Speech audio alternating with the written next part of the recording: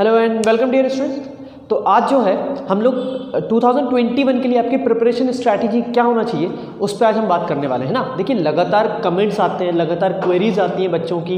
2021 के लिए बच्चे तैयारी कर रहे हैं, कुछ तो बिगनर हैं, अभी जस्ट उन्होंने शुरू ही की है कि क्या मतलब बिगनर है, अभी बस शुरू किया है कि कैसे पढ़ना है, क्या पढ़ना है, किस सब्जेक्ट से शुरू करें, कौन से टॉपिक से शुरू करें, कितने घंटे दें, how many days how many hours should we spend a day to cover the NIMCET syllabus, है ना।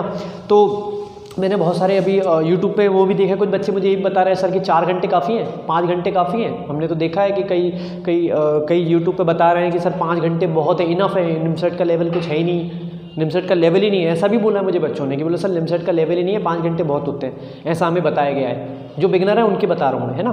तो यार देखो ऐसा है, निमसेट आखिरी at the end of the day है तो एक NIT लेवल का एग्ज़ाम ही ना। +2 मैथमेटिक्स ही कवर करने वाला है वो आपकी, है ना। और ऐसा भी नहीं है कि बिल्कुल ही ईजी पेपर आ जाएगा, है ना। अगर मेरी बातों पर कोई भी डाउट हो तो निमसेट 2019 का पेपर देख लो आप लोग। 2015 बहुत इजी आया था, सच बता रहा हूँ, 2015-16 बहुत इजी थे। उसके बाद से पिछले 2-3 साल में जब से कंपटीशन बढ़ा है ना, तो निमसेट का लेवल एक अलग हो गया है। अब पेपर कुछ अलग ही लेवल के आने लग गए हैं। 2019 में वेक्टर के क्वेश्चन देख सकते हैं आप लोग जाके, कॉम्प्लेक्स नंबर के, ठीक है ना। तो अब क्या है, अब जो पेपर है वो बेसिकली है ना कॉन्सेप्ट बेस आना शुरू हो गया है ना। तो बेसिक तो अगर आप लोग अभी पढ़ाई शुरू कर रहे हैं, आप लोग जिससे भी पढ़ रहे हैं, जिस भी जगह आप जा रहे हैं, उन्होंने आपको अगर 5 घंटे बोला है तो ठीक है, अगर आप वही फॉलो करना चाहते हो तो आप कर सकते हैं। बट मेरा सजेशन ये नहीं है यार, मैं नहीं देता हूँ 25 आवर्स में, बोलते ही नहीं हूँ। क्योंकि देखिए आप निमसेट दे क्यों रहे हैं, सबसे इंपॉर्टेंट बात ये है ना कि आप निमसेट दे क्यों रहे हैं। आप इसलिए दे रहे हैं ना कि आपको टॉप 5 में जाना है, टॉप 5 NITs में एडमिशन होगा तो ही काम का है ना। क्योंकि NIT बस ऐसा ही नहीं कि आप मतलब टॉप 10 में से एक लास्ट का NIT ले जाएं तो भी आप खुश हो जाएंगे। अगर आप वैसे खुश हैं तो आप 5 घंटे पढ़िए, ठीक है ना। बट मैं ये सजेस्ट करता हूँ कि अगर आप टॉप 3 NITs में होते हैं, या पुणे यूनिवर्सिटी जाते हैं, बिरला यानी BIT में जाते हैं, या VIT में जाते हैं, है ना, HCU में जाते हैं, BHU में जाते हैं, अच्छे कॉलेज से अच्छा कॉलेज मिलता है ना तो अच्छा प्लेसमेंट होता है, अच्छी लाइफ होती है, ठीक है ना। प्लेसमेंट बहुत अच्छे होते हैं MCA में, अभी प्रेजेंट सिनेरियो की अगर मैं बात करूँ तो, है ना। लेकिन अगर आप अच्छा कॉलेज ही नहीं चूज़ करेंगे, अगर आप किसी लोकल कॉलेज से सेटिस्फाई हो रहे हैं तो फिर आप 5 घंटे दे सकते हैं, 5 घंटे, है ना। मैं ये नहीं बोल रहा हूँ 5 घंटे में निमसेट नहीं निकलेंगे, कुछ ब्रिलियंट बच्चे होते हैं वो निकाल भी लेते हैं, ठीक है ना। बट अगर आप बिगिनर हैं, अभी आपने बस शुरू ही किया है, आपके मैथमेटिक्स ही क्लियर नहीं है, आपका बेस क्लियर नहीं है, तो 5 घंटे काम नहीं करेगा यार आपके लिए, ठीक है ना। तो देखिए इन चीज़ों पे हम लोग टाइम वेस्ट नहीं करते हैं, ये मैं काफ़ी कुछ बार बता चुका हूँ। बेटर है कि जो स्ट्रैटेजी है उस पर बात करते हैं ना। तो देखिए सबसे इंपॉर्टेंट, सबसे पहले मैंने क्या बोला, study RD Sharma for basic concept, है ना। अगर बिगिनर हो तो RD शर्मा पढ़ना शुरू कर दो। कुछ ने कमेंट किया था मेरे एक वीडियो में, वहाँ लिखा था सर NCERT। यार NCERT मैं बिल्कुल ही डिनाई करता हूँ ना, मत पढ़ो यार बिना मतलब में। अगर बिगिनर हो ना, अगर आप 2022 या 23 का एग्ज़ाम दे रहे हैं ना तो NCERT उठाओ।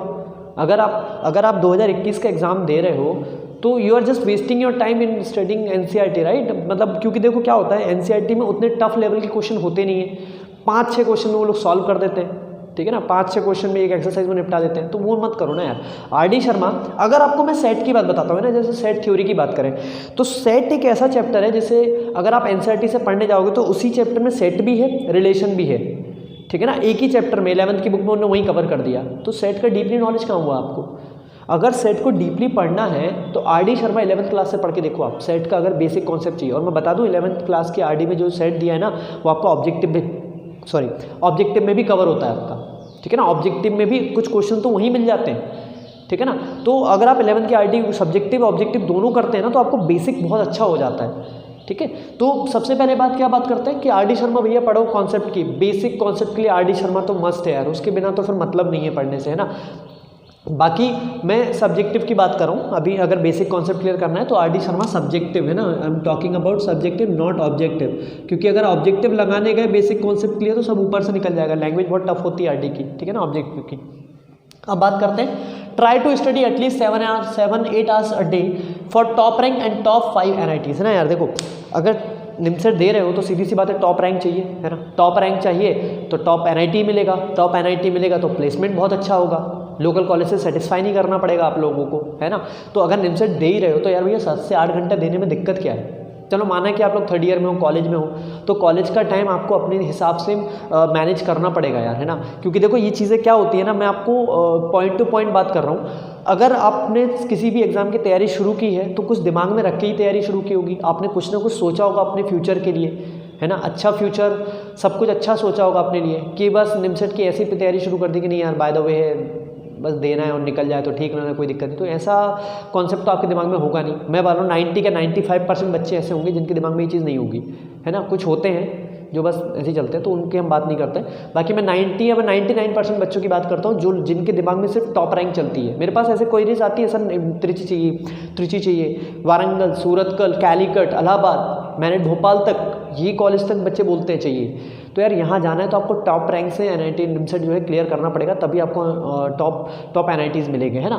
फिर उसके बाद try to follow the sequence of mathematics. अगर आप फॉलो जो सीक्वेंस करते हैं, जो सीक्वेंस मैंने डाला हुआ है, ठीक है ना, मेरे टेलीग्राम ग्रुप में हो गए, मैंने बच्चों को सीक्वेंस पूरा बताया हुआ है कि आप पहले 11th की मैथ खत्म करो देन 12th पे आना, है ना। और उसमें भी मैंने कुछ चैप्टर्स ऐसे हैं जो इनका प्रॉपर एक सीक्वेंस बताया हुआ है, जिससे क्या होता है कि बच्चों का प्रॉपर एक लॉजिक पूरी तरह से क्लियर हो जाता है कि उन्हें मैथ में एक्चुअली पढ़ना क्या है, ठीक है ना।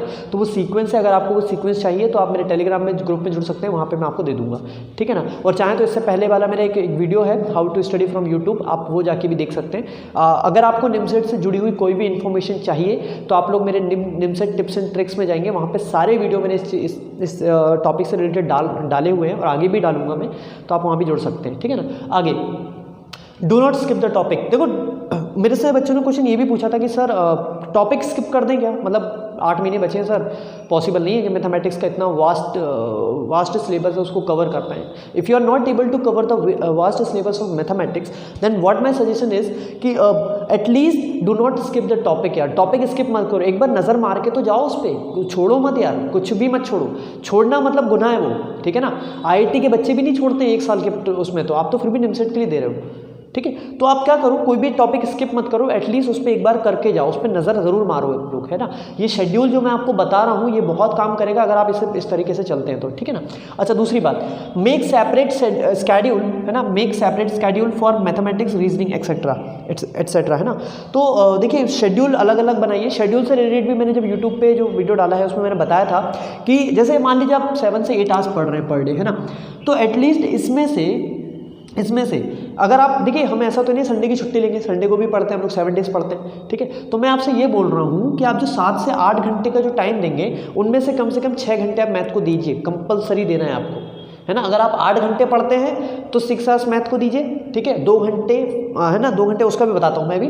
फिलहाल देखिए, अगर आप 7 आवर्स पढ़ते हैं तो 6 आवर्स आप मैथ को दीजिए, 1 घंटा फिर आप रीजनिंग को कवर कीजिए उसमें, ठीक है ना। पर डे बता रहा हूँ। बट मान लीजिए अगर आप 8 आवर्स पर डे पढ़ते हैं, आप 8 घंटे पर डे पढ़ते हैं, तो 6 और 6.5 आवर्स एटलीस्ट मैथ को दीजिए। बाकी जो 1.5 आवर्स बचता है आपका, उसमें आप क्या कीजिए उसमें कि शुरू के जो 4 दिन है ना, मंडे ट्यूजडे या फिर संडे मंडे ट्यूसडे वेंसडे, जो 4 दिन है वो आप कीजिए रीजनिंग। आप रीजनिंग कीजिए। लास्ट के 3 डेज जो हैं, 3 डेज जो हैं, उसमें आप चाहें तो कंप्यूटर कर सकते हैं, है ना, या फिर रीजनिंग, हाँ कंप्यूटर कर सकते हैं। इंग्लिश पे इतना ध्यान देने की जरूरत नहीं है, उसके क्वेश्चन आते हैं but they will consume your time and I will teach you the way from which you can cover your English as well, है ना। तो फिलहाल में आप क्या कर सकते हैं कि आप मेनली फोकस कंप्यूटर, रीजनिंग और मैथमेटिक्स पर रखिए, वो भी 7 and 8 आवर्स अ डे में, 6 घंटे मैथ को, बाकी 2 घंटे जो है उनमें आप डेज डिवाइड कीजिए। 7 डेज में शुरू के 4 दिन आप पढ़िए रीजनिंग, लास्ट के 3 दिन पढ़िए कंप्यूटर। इस टाइप से भी आपका हो जाएगा, है ना। एक बुक आती है अरिहंत की, ठीक है ना, अरिहंत की बुक आती है। उस अरिहंत की बुक्स में लास्ट में ऑब्जेक्टिव दिया हुआ है कंप्यूटर का, आप याद कर लीजिए, वो भी काम कर सकता है आपको। बाकी मैंने एक बुक्स के ऊपर वीडियो अलग से बनाया है, तो आप वहाँ जाके उस बुक के बारे में इन्फॉर्मेशन ले सकते हैं, ठीक है ना। अच्छा उसके बाद मेक सेपरेट स्केड्यूल हो गया हमारा। मेक फॉर्मूला चार्ट, ये है सबसे इंपॉर्टेंट चीज़ आपकी, है ना। देखो रात में एक सबसे पहले तो अपना नाइट शेड्यूल फिक्स करो। मैं आपको एक नाइट शेड्यूल बताता हूँ बढ़िया। रात में 11 बजे सो, सुबह 5 बजे उठ जाओ, है ना। 6 आवर्स अ डे, अब 8 महीने तो कर ही सकते हो यार, आपका फ्यूचर का सवाल है ना।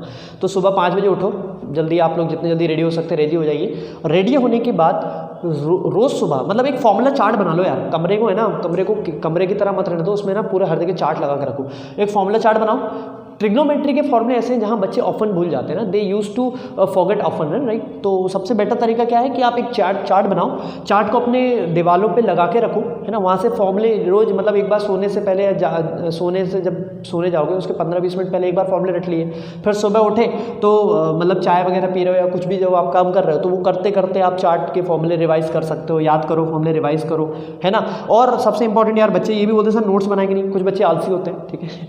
अगर जो बच्चे ये वीडियो देख रहा है, जो मेरे ग्रुप से जुड़ा है, उसी के बारे में बात कर रहा हूँ यार, बहुत आलसी हो तुम, ठीक है। तो देखो अगर आप लोग मतलब नोट्स बनाने में दिक्कत आती है आप लोगों को, ठीक है, तो क्या करो कि नोट्स तो बनाओ यार, बिना नोट्स के काम नहीं, क्योंकि एग्जाम टाइम पे आप वीडियो नहीं देख के जाओगे, ठीक है ना। नोट्स बनाओ, अपनी ओन लैंग्वेज में बनाओ जो आपको ईजी लगती है समझने में, ठीक है ना। और दूसरा भैया देखो ऐसा है, मैथमेटिक्स बिना ग्राफ के तो होती नहीं है, ठीक है ना।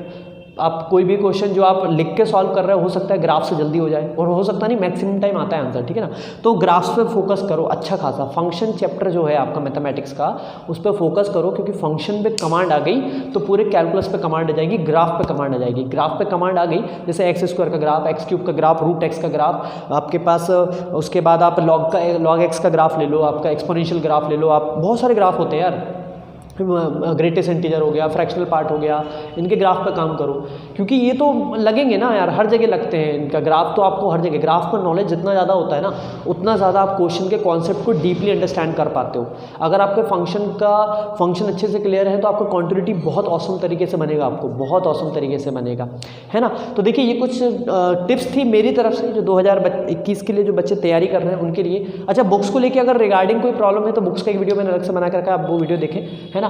और अगर आपको फिर भी कोई इश्यू आता है, अच्छा दूसरी बात एक चीज़ और मैं बताना भूल गया, आई एम सॉरी, वो ये था कि यार एनालाइज करो यार, है ना। मतलब जो पिछले 2008 से लेकर 19 तक के पेपर जो आए हैं ना, उनमें जो टॉपिक आप पढ़ रहे हो, जैसे मान लो आपने सेट उठाया तो सेट के पूरा चैप्टर खत्म किया, उसके बाद 2018 से लेकर 19 के बीच में जितने भी प्रीवियस ईयर के क्वेश्चन आए ना सेट के, उनको ढूंढो करो। हाँ मानता हूँ उसमें टाइम वेस्ट होगा, आई एग्री कि आपका टाइम वेस्ट होगा।